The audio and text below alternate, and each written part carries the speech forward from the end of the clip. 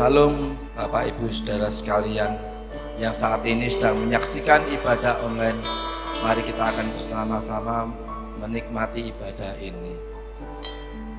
Segala pujian, hormat, syukur hanya bagimu Tuhan, karena Engkau yang layak kami tinggikan, Engkau yang layak kami sembah Tuhan. Terima kasih Tuhan buat waktu dan kesempatan yang Tuhan sudah berikan kepada kami semuanya Tuhan. Sebentar Tuhan kami akan memuji, memuliakan nama-Mu. Curahkan kuasa Roh Kudus-Mu di tengah pujian kami. Dalam nama Tuhan Yesus, haleluya. Amin.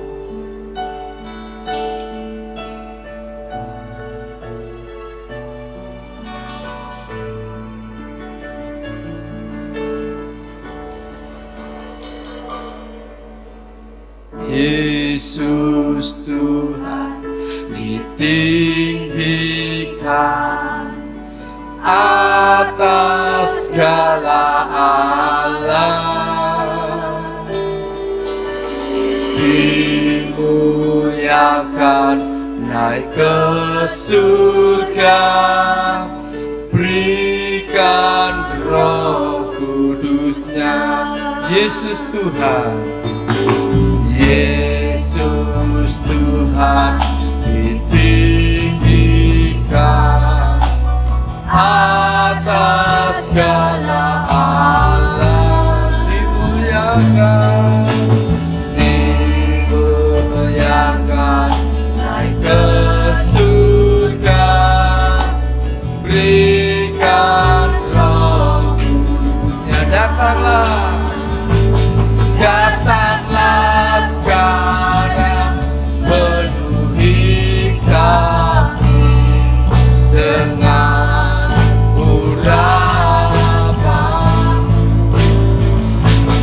urapi kami sekarang ini dengan api Roh. Datanglah sekarang, penuhi kami dengan kuasa. Urapi kami sekarang ini dengan api Roh Kudus. Roh Kudus, ini hamba-Mu,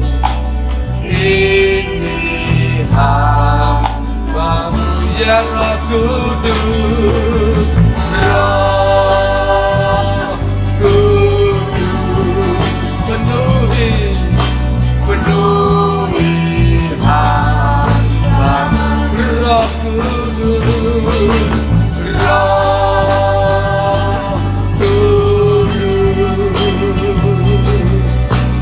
ini hamba-Mu, ya Roh Kudus.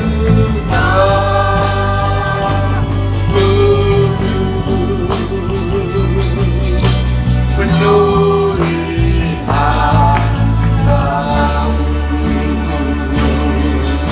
ya Roh Kudus, penuhi kami.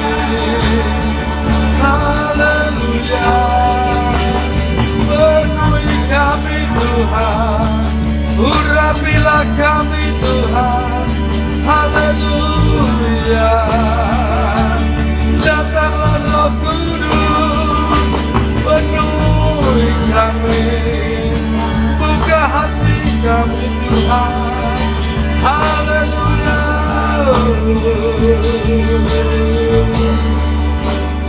haleluya. Terima kasih Tuhan, buka hatimu untuk terima Roh Kudus. Haleluya. Ku buka hati untuk jamahan-Mu, berserah penuh di hadirat-Mu. Kau ambil alih hidupku di altarmu menyembah. Ku buka hati untuk jamahanmu, berserah penuh di hadiratmu. Kau ambil alih seluruh hidupku di altarmu menyembah. Di altarmu, di altarmu menyembah. Di altarmu, di altarmu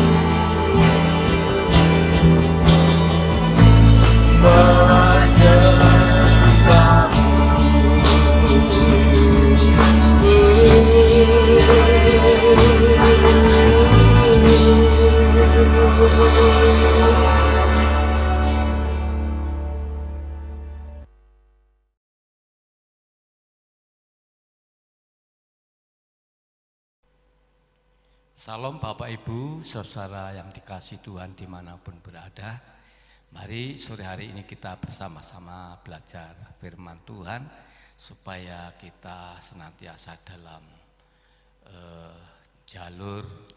jalan yang Tuhan tentukan. Mari kita berdoa bersama-sama. Bapa di surga, hati kami penuh ucapan syukur kalau sore hari ini kami kembali bersama-sama belajar lagi kebenaran firman-Mu, supaya kami dapat hidup sesuai dengan apa yang Tuhan mau, sehingga kehidupan kami senantiasa menyenangkan Engkau Tuhan. Oleh sebab itulah Tuhan, kami buka hati kami, pikiran kami untuk menerima firman-Mu. Di dalam nama Tuhan Yesus. Haleluya, amin. Saudara-saudara yang dikasihi Tuhan, dengan kenaikan Tuhan Yesus ke sorga, ini merupakan satu hal yang sangat penting bagi gereja Tuhan. Bukan berarti dengan naiknya Tuhan Yesus ke sorga, maka misi Allah itu selesai. Tidak, saudaraku. Justru dengan kenaikan Tuhan Yesus ke sorga itulah membuat penginjilan, pekerjaan Tuhan justru berkembang luar biasa. Mari kita lihat bersama-sama dalam Kisah Para Rasul, pasal yang pertama, ayat yang ke-6 sampai yang ke-9. Kisah Para Rasul, pasal yang pertama, ayat 6 sampai 9. Kisah Para Rasul pasal yang ke-1 ayat 6 sampai yang ke-9, demikian bunyi firman Tuhan. Maka bertanyalah mereka yang berkumpul di situ, Tuhan, maukah Engkau pada masa ini memulihkan kerajaan bagi Israel? Jawabnya, Engkau tidak perlu mengetahui masa dan waktu yang ditetapkan Bapa sendiri menurut kuasanya. Tetapi kamu akan menerima kuasa kalau Roh Kudus turun ke atas kamu, dan kamu akan menjadi saksiku di Yerusalem dan di seluruh Yudea dan Samaria dan sampai ke ujung bumi. 9. Sesudah ia mengatakan demikian, terangkatlah ia disaksikan oleh mereka, dan awan menutupnya dari pandangan mereka. Amin. Bapak Ibu saudara, sebelum Tuhan Yesus naik ke sorga, di sini kita dapat melihat tentang percakapan Tuhan Yesus dengan murid-muridnya. Dan di sini kita juga dapat melihat bagaimana pesan Tuhan Yesus kepada murid-muridnya. Namun satu hal yang perlu kita amati, saudaraku, murid-muridnya yang masih mempunyai keinginan, kerinduan untuk membangun kerajaan yang berada di bumi. Kembali pada ayat yang ke-6, ini merupakan satu pertanyaan murid-muridnya. Tuhan, maukah Engkau pada masa ini memulihkan kerajaan bagi Israel? Pertanyaan ini merupakan satu keinginan apa yang dipikirkan murid-muridnya. Tidak untuk yang akan datang, tetapi untuk kerajaan bagi bangsa Israel. Menunjukkan tentang materi, tentang duniawi. Padahal Bapak Ibu Saudara kita tahu, 3,5 tahun kurang lebih bersama-sama dengan Tuhan Yesus. Menerima pelajaran dari Tuhan Yesus, melihat kehidupan Tuhan Yesus. Sehingga dia seharusnya tahu apa yang menjadi keinginan Tuhan Yesus. Tapi dalam kenyataan, masih mempunyai satu pengharapan. Kapan akan menjadi raja bagi bangsa Israel? Kenapa mempunyai satu keinginan seperti itu? Saudara, jelas kalau sampai Tuhan Yesus menjadi raja, dia mempunyai satu pengharapan supaya mereka pun juga mendapatkan posisi kedudukan di dalam pemerintahan nanti. Jadi yang dipikirkan masih masalah duniawi. Beda dengan apa yang jadi keinginan Tuhan. Ayat yang ketiga kita lihat sebentar. Ayat yang ketiga. Kisah Para Rasul pasal 1 ayat yang ketiga, demikian bunyi firman Tuhan.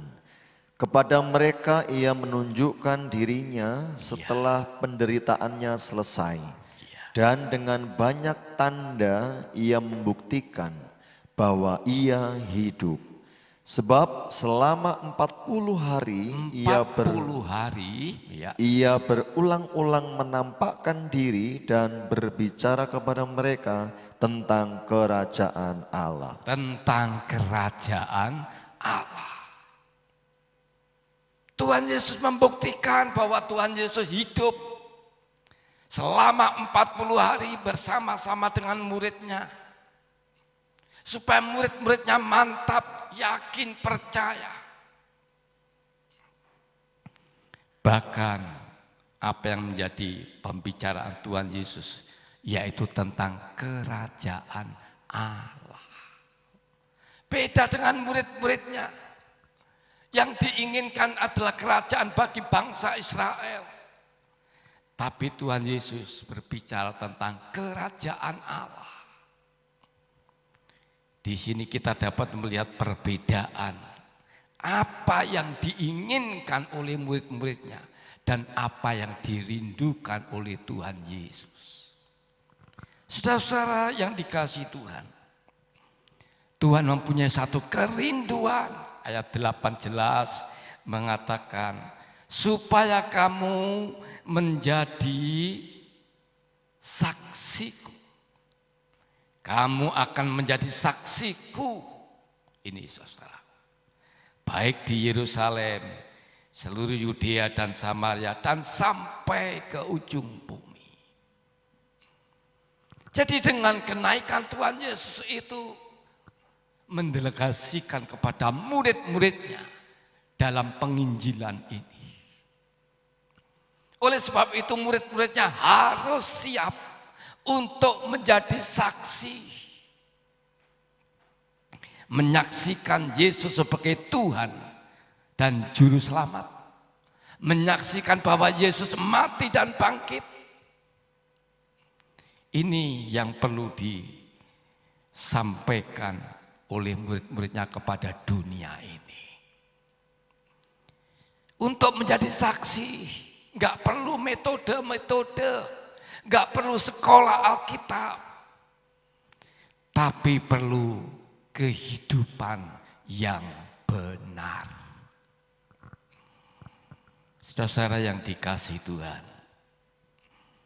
Tuhan menetapkan supaya saudara dan saya untuk menjadi saksinya. Oh, puji Tuhan. Orang percaya yang namanya orang Kristen harus menjadi saksi. Menyaksikan Yesus sebagai Tuhan. Yesus sebagai Juru Selamat.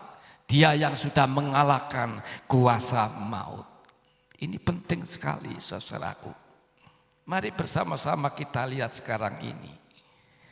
Pada 1 Petrus 2 ayat yang ke-9.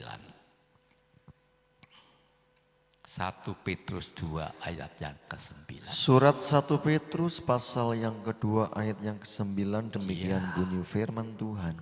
Tetapi kamulah bangsa yang terpilih, imamat yang rajani, bangsa yang kudus, umat kepunyaan Allah sendiri, supaya kamu memberitakan perbuatan-perbuatan yang Perhatikan, besar saudaraku. dari Dia.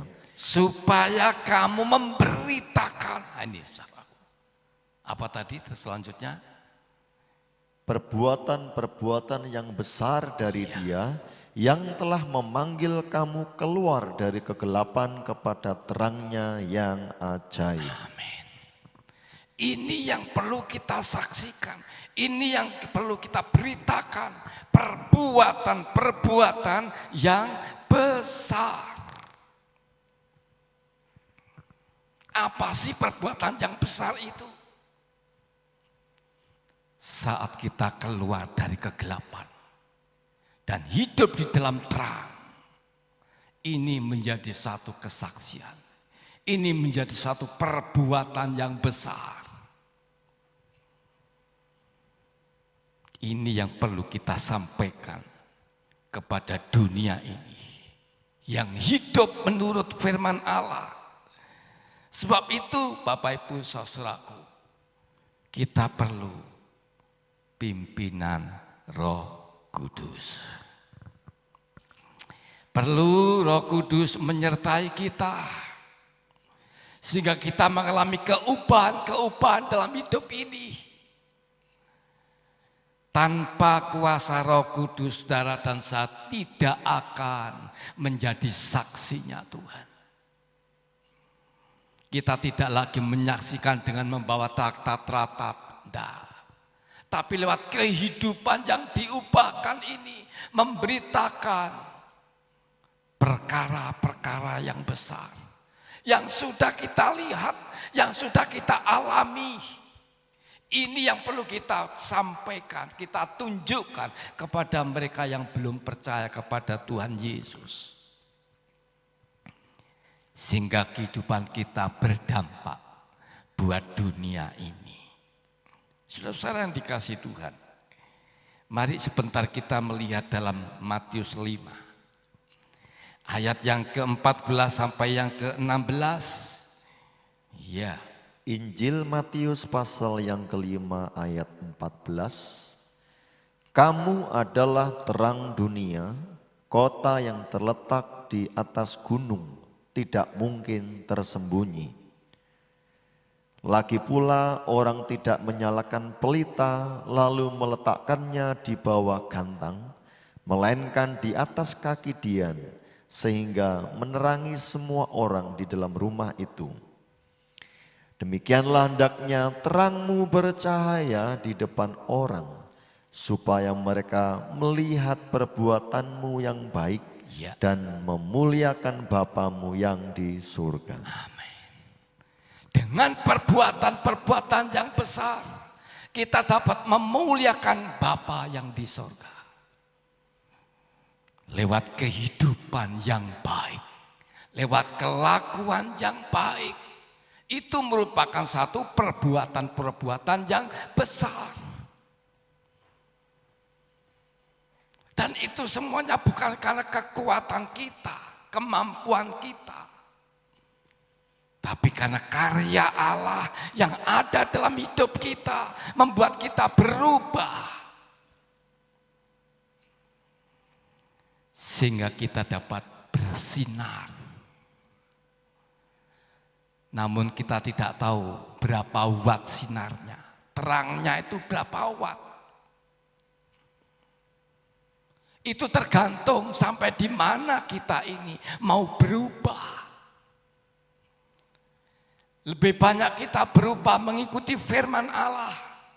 Lebih terang lagi lampu itu, saudara. Oleh sebab itu tergantung saudara dan saya bagaimana menanggapi kebenaran firman Allah. Yang membuat kehidupan kita ini berubah. Ingat, saudara sudah dipanggil dan dipilih untuk apa? Menjadi saksi. Untuk itu kita perlu mengalami keubahan dalam hidup ini, saudara. Bertambah hari, bertambah berubah. Paulus mengatakan dari hari sehari aku diubah. Dengan perubahan-perubahan itulah hidup kita ini dapat memancarkan, mengeluarkan sinar yang tidak mungkin kita taruh di bawah, justru kita taruh di atas. Sehingga dapat menerangi semua orang. Inilah posisi gereja Tuhan.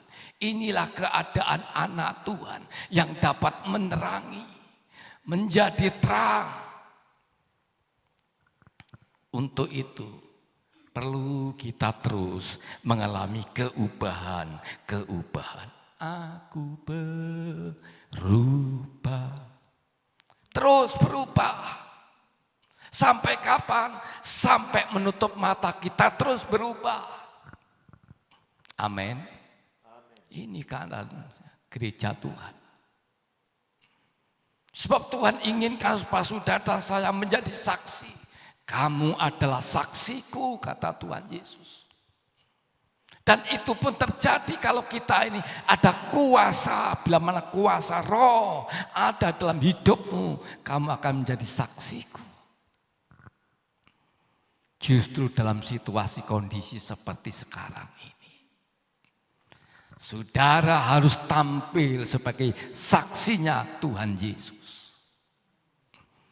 Tidak takut, terus ada sukacita dalam menghadapi situasi kondisi apapun. Tunjukkan bahwa Yesus Tuhanmu, Tuhan yang hidup dan yang sekarang hidup di dalam kamu. Amin. Ini 1 Petrus pasal yang ketiga ayat 1.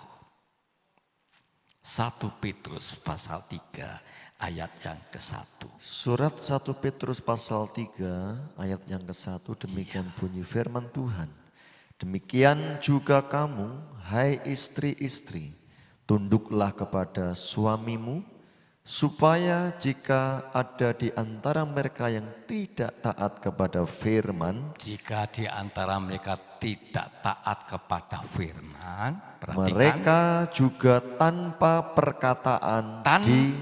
perkataan dimenangkan oleh kelakuan istrinya. Perhatikan itu, saudaraku. Dimenangkan oleh apa, saudaraku? Kelakuan istri. Kelakuan itu berbicara soal perbuatan, soal kehidupan. Jadi Bapak Ibu yang dikasihi Tuhan dimanapun berada, betapa pentingnya tentang kehidupan ini, tentang kelakuan ini, tentang perbuatan yang besar itu. Dalam Petrus tadi mengatakan, itu ada dampak yang dahsyat, yang luar biasa, yang dapat mengubah orang yang tidak taat akan firman Allah, akan menjadi taat melihat kelakuan-kelakuan, melihat perbuatan-perbuatan yang besar, yaitu saudara dan saya, yang mau dituntun oleh Roh Kudus. Itu sebabnya Tuhan Yesus perlu naik ke sorga. Dengan naiknya ke sorga itulah nanti, saudara, Roh Kudus akan dicurahkan buat murid-muridnya. Sehingga murid-muridnya semua akan menjadi saksi. Sehingga seluruh dunia ini boleh percaya kepada Tuhan Yesus. Saudara yang dikasihi Tuhan, bagaimanakah sekarang kelakuanmu? Hai ibu-ibu, hai bapak-bapak, hai anak-anak, bahkan semuanya, bagaimanakah sikapmu, kelakuanmu, perbuatanmu? Adakah menunjukkan sebagai kehidupan yang terang di tengah-tengah dunia yang gelap ini? jelas Tuhan katakan, kamu adalah saksiku.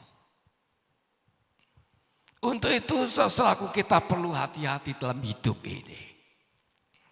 Dan terus kita menyerap akan kebenaran firman Allah yang sanggup mengubah hidup kita. Sehingga kehidupan kita akan menjadi saksinya Tuhan. Dan untuk itu kita perlu memiliki rasa kemiskinan. Matius 5 ayat yang ketiga. Injil Matius pasal 5 ayat yang ketiga. Injil Matius pasal 5 ayat yang ketiga, demikian bunyi firman Tuhan. Berbahagialah orang yang miskin di hadapan Allah, Amen. karena merekalah yang empunya kerajaan surga. Ya. Berbahagialah orang yang miskin. Orang yang tidak berdaya, orang yang tidak mampu. Ini berbicara soal Bapak Ibu saudaraku, kehidupan yang sungguh-sungguh merasa tidak mempunyai kekuatan apapun.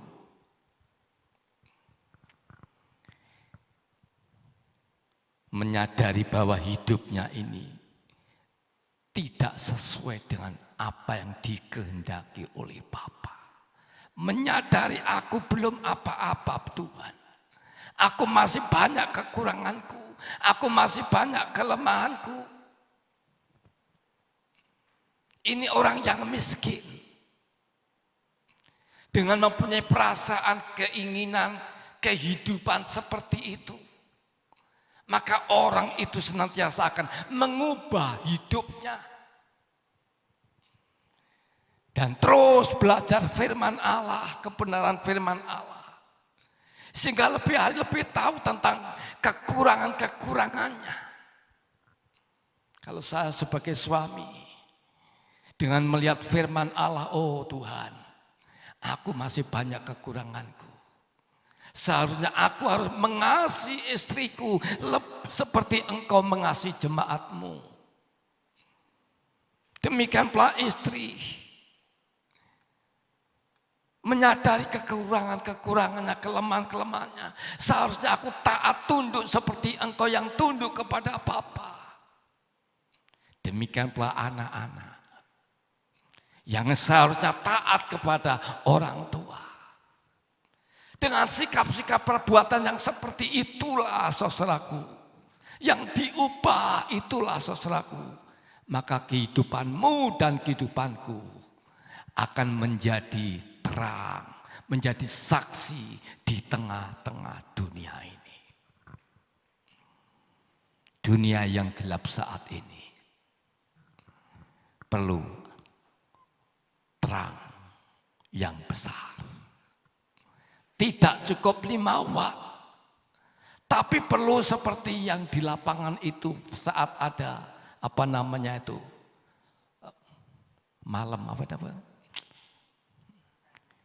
yang ada sorotnya yang besar, yang bisa menyoroti sampai berapa kilo gitu, saudara. Suklih itu ya, saudara. Ya. Kalau di lapangan pasar ada pasar malam gitu ya, kan begitu. Demikianlah kehidupanmu dan kehidupanku. Sehingga dapat dilihat jauh oleh orang-orang karena terang yang begitu besar. Dan itu perlu memiliki satu kemiskinan dalam jiwa. Berbahagialah orang yang miskin. Yang merasa tidak mampu, merasa masih kurang, merasa masih berdosa, merasa masih tidak berdaya. Sehingga terus mencari Yesus sebagai terang dunia ini. Sehingga kehidupan kita bertambah hari bertambah dekat dengan Tuhan. Bahkan menyatu dengan Tuhan. Sehingga terangnya Tuhan memancar lewat kehidupan saudara dan saya.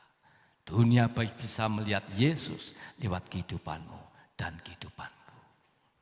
Biarlah lewat kebenaran firman Tuhan ini kita dapat mengerti mengetahui makna kenaikan Tuhan Yesus, supaya saudara dan saya menjadi saksinya, sehingga banyak jiwa-jiwa dimenangkan bagi Tuhan. Amin. Mari kita tundukkan kepala. Bapa, kami mengucap syukur buat firman-Mu. Kembali mengingatkan kami bahwa kami adalah saksi-Mu. Sekalipun Engkau sudah naik ke surga, namun Engkau sendiri yang mendeklarasikan, memerintahkan kami, mengutus kami untuk kami menjadi saksi-Mu. Dan Engkau melengkapi kami dengan kuasa Roh-Mu, sehingga kehidupan kami yang diubah oleh kebenaran firman Allah dan Roh Kudus, lewat kehidupan berubah, kehidupan yang baru, membuat kehidupan kami ini menjadi berkat bagi orang-orang yang belum percaya kepadamu. Pakai kami semua Tuhan, anak-anak-Mu dimanapun berada, supaya menjadi saksi-saksi, sehingga dengan demikian nama-Mu dipermuliakan. Terima kasih Tuhan. Terima kasih. Saudara-saudara yang dikasihi Tuhan. Selanjutnya, mari kita bersama-sama sebentar akan kembali ke tempat masing-masing. Angkatlah tanganmu dan terimalah berkat rahmat dari Allah Bapa, kasih sayang dari Tuhan kita Yesus Kristus, bahkan persekutuan Roh Kudus, biarlah tetap menyertai, mengurapi, bahkan menguasai hidup kita, baik sore hari ini sampai Tuhan Yesus datang yang kedua kalinya.